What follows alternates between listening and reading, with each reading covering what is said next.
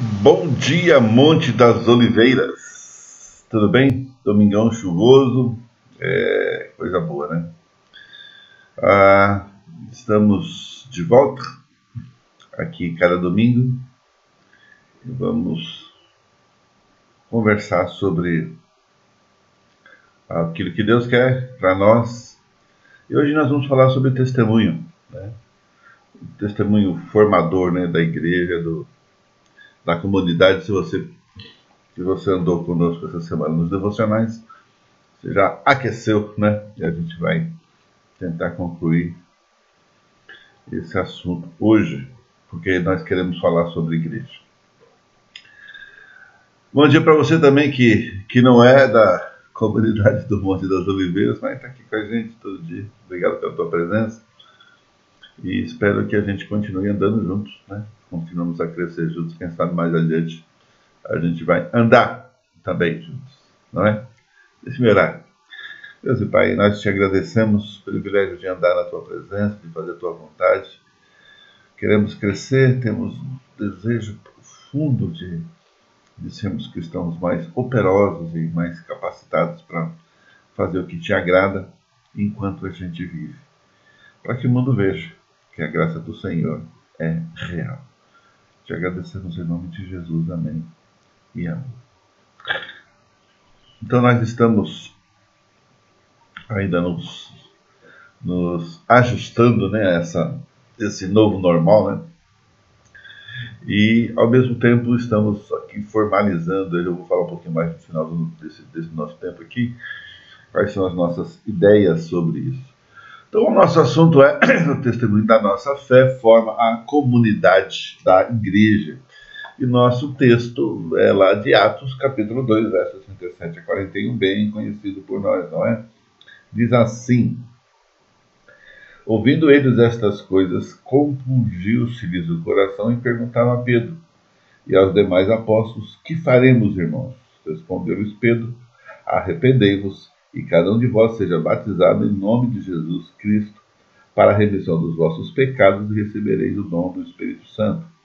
Pois para vós outros é a promessa que para vossos filhos e para todos os que ainda estão longe, isto é, para quantos o Senhor nosso Deus chamar. Com muitas outras palavras deu testemunho e exortava-os, dizendo: salvai-vos dessa geração perversa.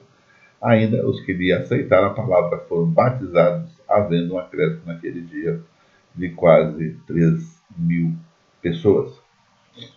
Então Jesus vai ao céu, depois de crucificado, ele ressuscita, passa um período com os apóstolos e ele vai ao céu, e a responsabilidade então é dos apóstolos de pregar, né? Muito mais de viver do que simplesmente falar, que é a nossa mesma condição aqui, né? Já falamos essa semana que a nossa condição humana, ela facilita, ainda mais nessa época, né? Que a gente está aqui nessa complexidade da sociedade, que cada semana tem uma coisa nova, né? Então o celular todo ano tem um novo, né? Ou cada 6 meses. E isso parece que obriga a gente a estar sempre tentando ter essa coisa nova, e isso vai formando a mentalidade da gente, né? É que a gente parece que isso fica longe, fica distante, mas é uma verdade, né? Nós somos quem somos, e muito do ambiente que nós temos, ela vai tentando romper algumas barreiras que a gente está tentando manter erguidas, né? Então fique esperto, porque você vai ter essas mesmas tentações, né? Por isso que há tantos divórcios hoje, não é? Porque as pessoas deixaram de trabalhar os relacionamentos, eles passam a ser simplesmente o que eu gosto, né? Então o que a gente ouve mais hoje num fim de casamento é: não amo mais você, né? O que é esse não amo mais você? E agora eu estou olhando para os outros, e não é de agora, né? Por quê? Porque isso tem enxovalhado, né, a nossa mente. E aí vai, né? Você é testado sobre um carro, sobre uma casa, e a gente fica inquieto e tendo condições você vai fazendo, né, a sua própria vida, né? Quando a Bíblia ela tem argumentos suficientes para você ser melhorado como pessoa sem te incapacitar de ser pessoa, né? De ter decisões, de algumas vontades, desejos, gostos, não tem nenhum problema. O problema aí é quando isso te domina e Deus fica de fora dessa equação, né? Ele deixa de ser a sua linha de reflexão, a sua fonte de parâmetro para que muito do que está acontecendo você possa abraçar. Então, o mesmo sol que endurece o barro amolece a cera. Você já ouviu isso, né? Então, uma coisa pode acontecer e a outra coisa também pode acontecer com o mesmo sol. Quer dizer, vamos de um fenômeno e por causa desse fenômeno pode haver diferentes resultados. E a gente vê na nossa Bíblia, quando Deus vai falando conosco, especialmente nesse Novo Testamento onde nós estamos, que os apóstolos pregam a chegada do reino de Deus. Acontece o seguinte, que você pode ter duas reações, né? Ou as pessoas endurecem o coração, quer dizer, rejeita. Por que rejeita? Porque vai considerar suas próprias vontades, vai considerar que vai perder privilégios, né? E vai mesmo, desculpa aí, mas vai, né? Isso é bom ou é ruim? Isso é bom, mas para nós, muitas vezes, isso não é bom. Por quê? Porque a gente vem nessa linha de pensamento e de prática e temos uma galera nos empurrando para esses caminhos porque a gente não sabe o que fazer, não é? No nosso texto que a gente acabou de ler, percebemos que aqueles irmãos haviam se submetido à exposição da palavra de Deus. Eles estavam naquele primeiro momento ouvindo Deus. E Pedro se levanta, verso 14 vai falar, né, no capítulo 2, e ele expõe o Evangelho, ele expõe a graça, ele expõe a vida que aqueles que estavam lá ouvindo precisavam saber. Engraçado que ao ouvir a mensagem, o povo não precisou de um pregador eloquente, de gritaria, de palavras de atitude. Eles foram até Pedro e perguntaram: Pedro, o que nós faremos? Quando Pedro diz: o que faremos, irmãos, eles respondem. Então, não sei, né? Eu sei que a maioria das pessoas que estão me ouvindo aqui já conhece Jesus como Senhor e Salvador. Mas é o começo do projeto de Deus, não é o fim. A contingência da continuidade, da clareza do pensamento, de como é que você vai tornar isso real, é que vai identificar você com relação à palavra do Evangelho. Mas já parou para pensar que tantas pessoas que ouvem o Evangelho não respondem, não correspondem?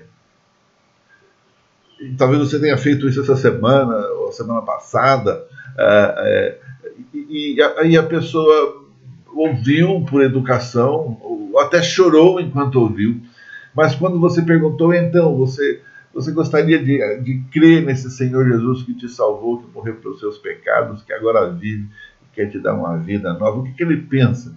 Ele não pensa no fim da vida, ele pensa naquele momento da vida dele e tudo que ele tem, ou acha que tem, toda a liberdade, todo o caminho. E hoje se fala muito sobre o Evangelho, tem muita gente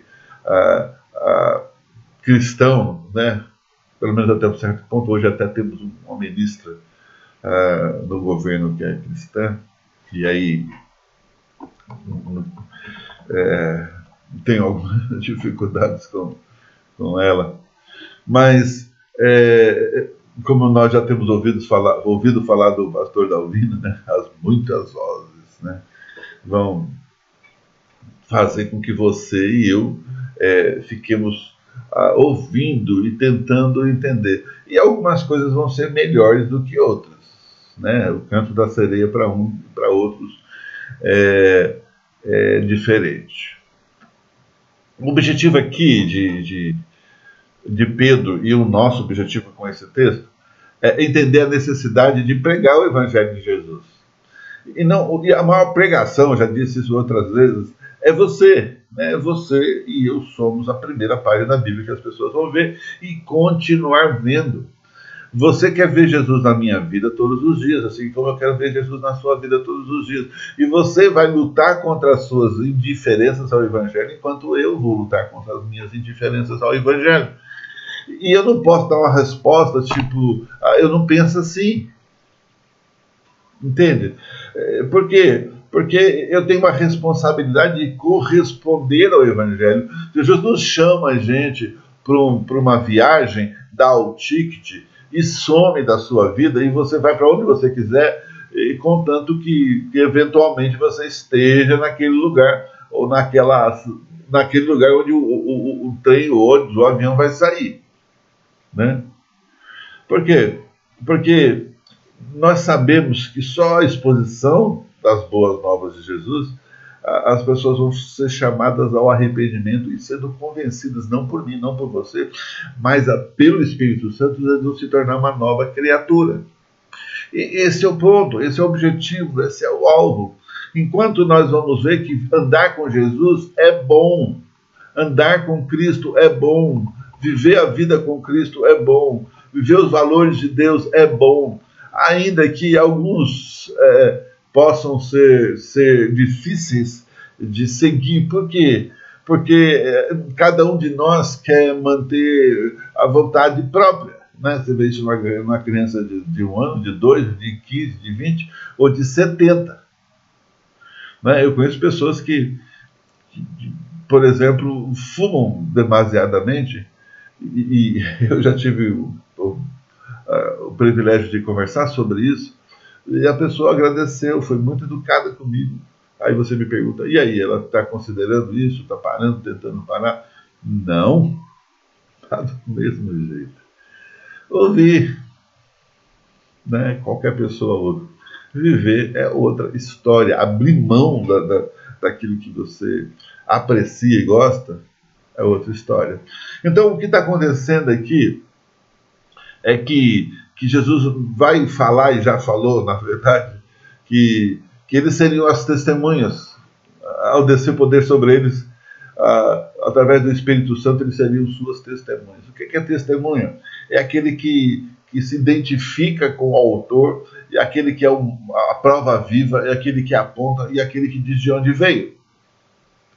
Então Pedro e os apóstolos, nesse caso, nesse momento aqui, eles vão testemunhar.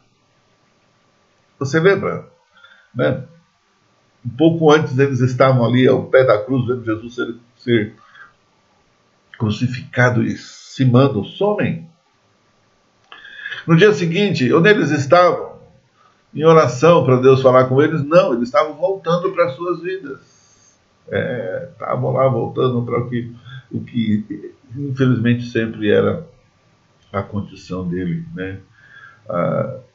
Mas agora eles entenderam, agora estão vivendo isso, agora eles estão diante de uma multidão, né? E a gente já leu, né? O texto diz que quase 3.000 pessoas se converteram naquele dia. Agora, ele diz de maneira clara, aquele que invocar o nome do Senhor será salvo. E não é salvo apenas claro que é principalmente, né?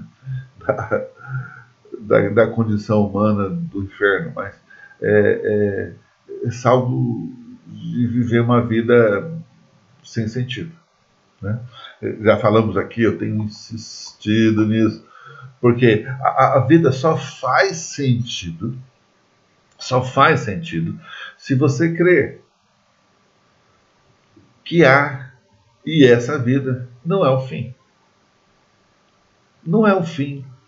Eu creio que Jesus morreu, ressuscitou pelos meus pecados para pagar o preço da minha vida, e que um dia eu serei ressuscitado depois da morte, eu irei para Cristo em vida. num corpo transformado e viver para sempre no Senhor, com o Senhor, sem os desmazelos da vida que nós vivemos aqui. E o primeiro ponto que ele vai tratar nesse texto é que há uma reação daqueles que ouvem a pregação. E eles tiveram um coração compungido, quer dizer, eles começaram a imaginar, a pensar o que é que ele estava ouvindo, e é o mesmo que eu e você. Só que é o seguinte, irmão, da fé, é que esse modelo de pensamento, esse coração compungido, não pode ser apenas naquele dia da sua conversão. Na verdade, todo dia é um dia de renovação de votos. Não porque eu preciso ser salvo todos os dias, não é nada disso, mas é que eu preciso lembrar disso. E por que isso é importante para a minha vida? E por que eu estou vivendo até aqui, até agora? Para ser testemunha viva de um Deus vivo.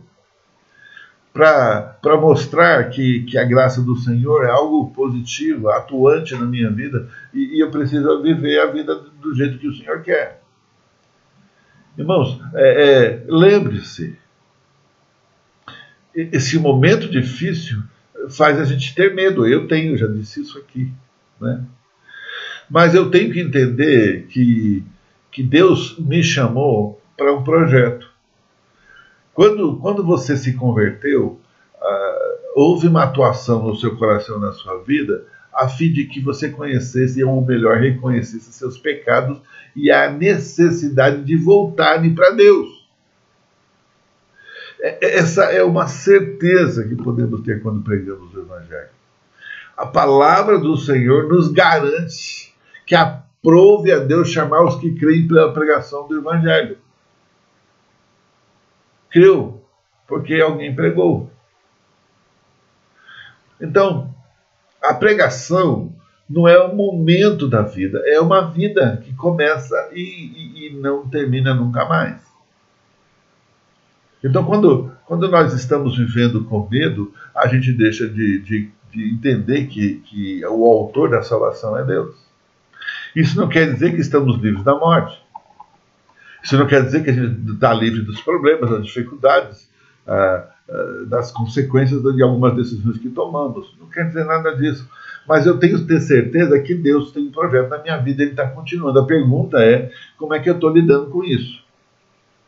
Eu sei que a gente se aproxima mais de Deus no meio das confusões, não é verdade? Mas não estou sentindo isso nessa confusão toda.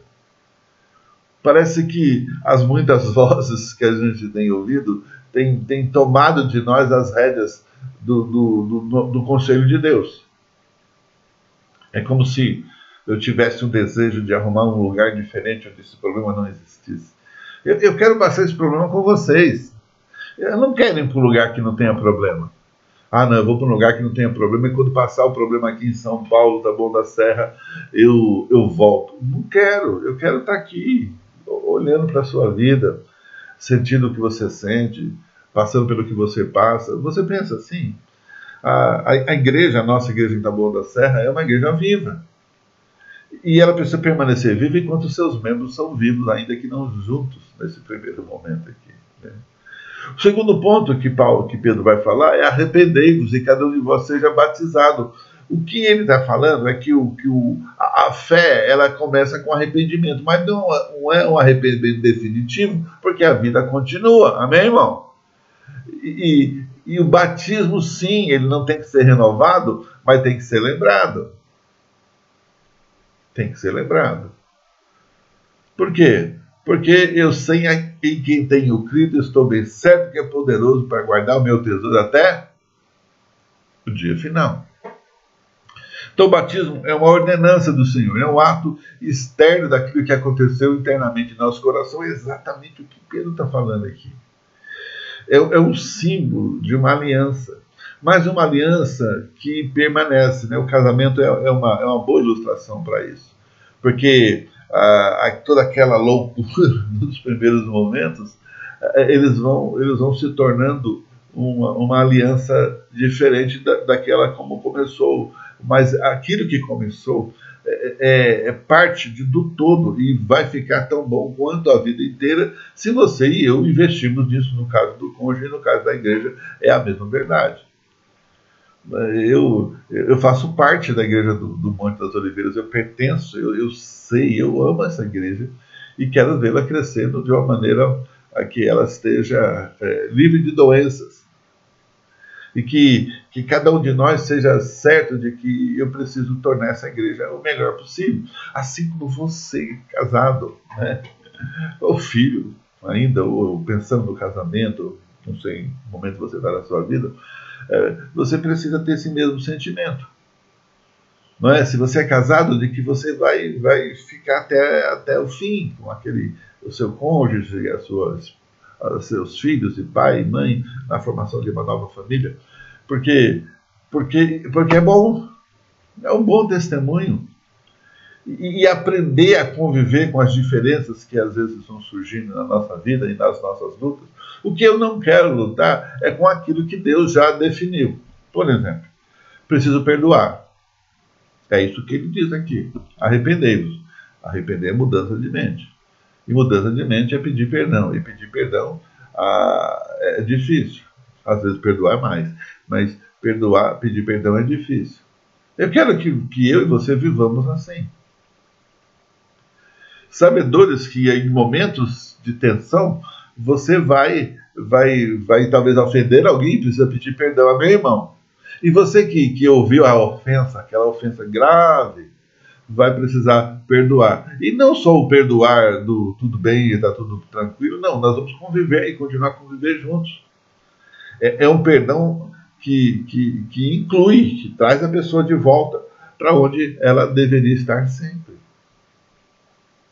Terceira coisa que Pedro está falando aqui salvai-vos dessa geração perversa no verso 40.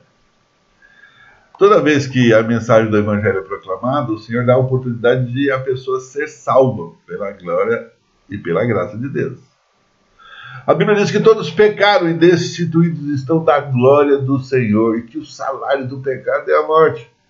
Mas que nós somos justificados gratuitamente por Deus quando cremos no Senhor em sua obra. Eu já disse que a salvação é de graça, mas a vida cristã tem um preço. Mas a gente vai ser salva de uma geração perversa, da ira vindoura, da justa retribuição contra aqueles que desobedeceram ao chamado ao arrependimento. E esse processo de cura é um processo, entende? A igreja precisa viver esse processo continuamente. Essa limpeza de alma deve ser constante. A gente faz, eu tenho feito, né? Eu e Gisélia somos um grupo de risco e nós fazemos uma avaliação semestral da nossa saúde, especialmente de coração. Eu tenho pressão alta e tal. Cada 6 meses eu faço. Eu tomo remédio, né, todos os dias, há anos. E eu sei que se eu parar de tomar remédio, eu posso ser um alvo fácil para qualquer uma dessas doenças que chegam por aqui.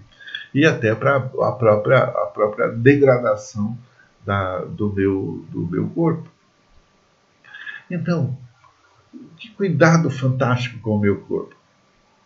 Eu creio que você, em situações diferentes, eu imagino, mas você faz a mesma coisa, você se cuida.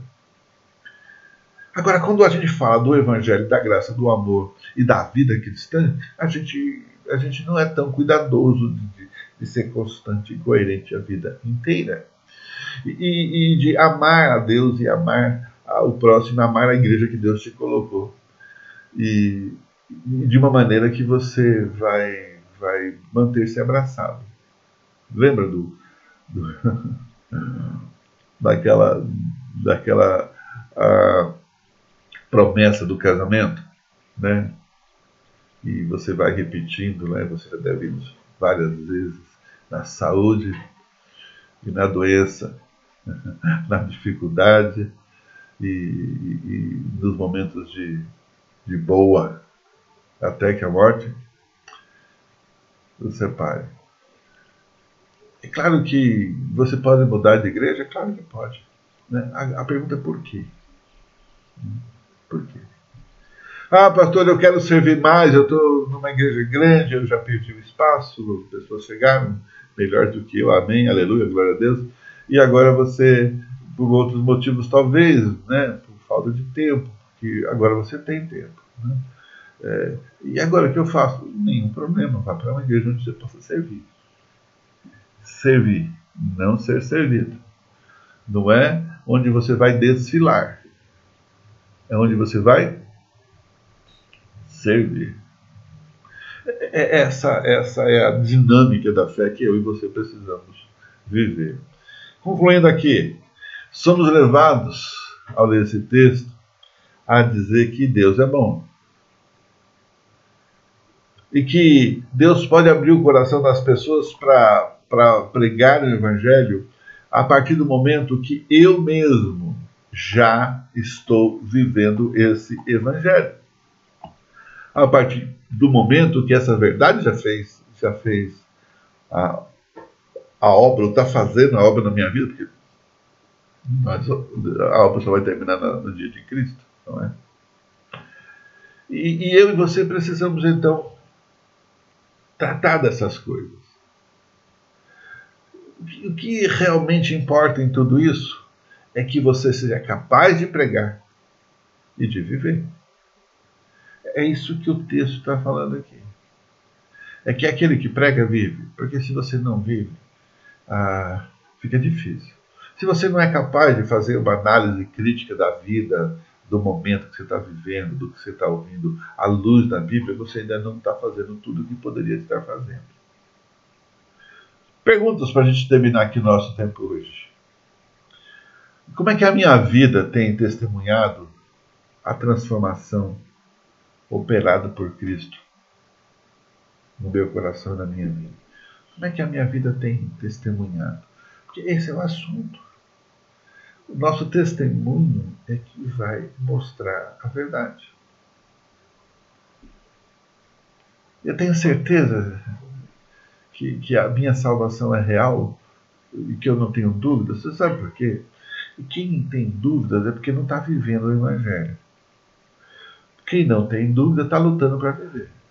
Porque a gente não vai viver 100% sempre, mas eu sei que tenho Cristo, estou bem certo que é poderoso para guardar o meu tesouro até o dia final. A minha luta é a minha recomendação.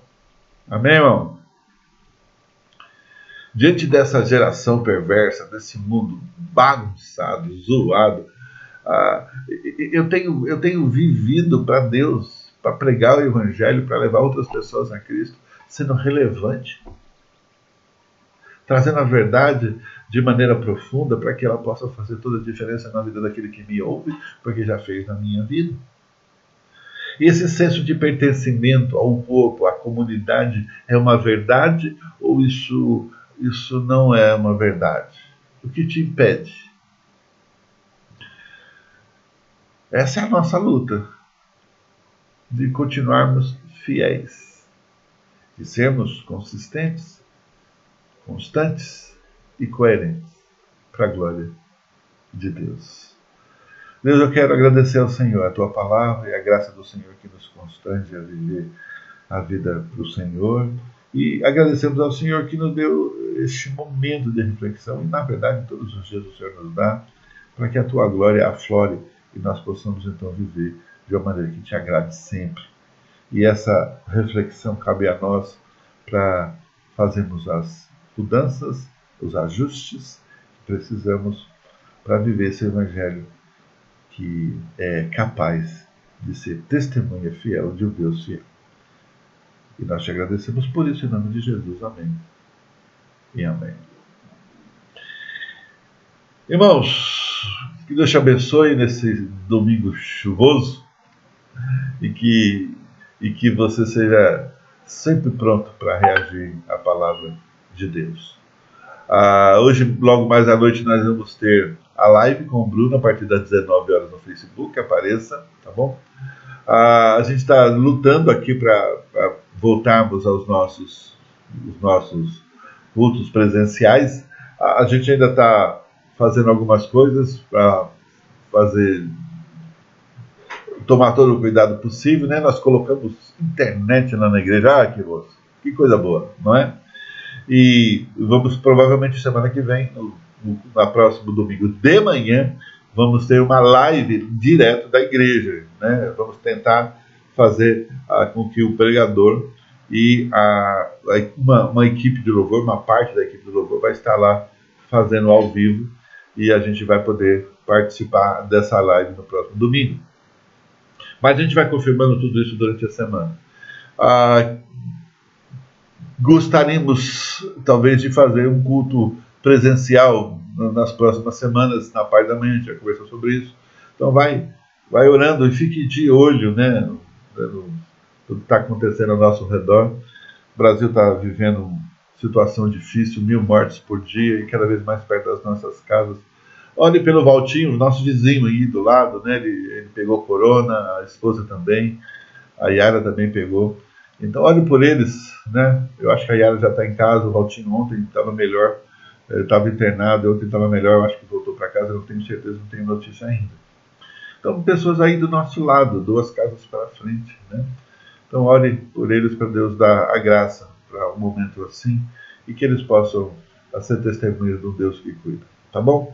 Que Deus te abençoe, um domingo de graça na presença do Senhor, e que logo mais à noite a gente esteja juntos, firmes com o Senhor, para podermos louvar a Deus juntos. Deus te abençoe, que a graça do Senhor te acompanhe e que você possa testemunhar desse amor de Deus, assim como é a sua vida. Amém e amém.